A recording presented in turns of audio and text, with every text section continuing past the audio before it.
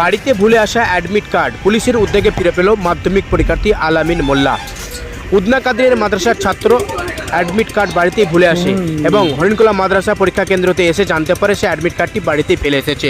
তৎক্ষণাৎ বিষয়টি জানায় হরিণখোলা মাদ্রাসার পরীক্ষা কেন্দ্রে কর্মরত ছিলেন হরিণখোলা ক্যাম্পে পুলিশ ইনচার্জ অনিমেষ গোয়েন স্যারকে। তৎক্ষণাৎ তিনি তড়িঘড়িভাবে ছাত্রকে সান্ত্বনা দিয়ে অ্যাডমিট কার্ডটি আনার ব্যবস্থা করেন এবং অ্যাডমিট কার্ড যথাসময়ে এনে শিক্ষক ইনচার্জের হাতে তুলে দেন এবং সেই ছাত্রের মুখে হাসি।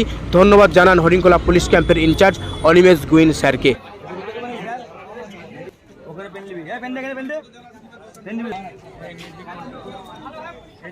ছেলে আনতে ভুলে গিয়েছিল, কিভাবে অ্যাডমিট কার্ড আনলেন?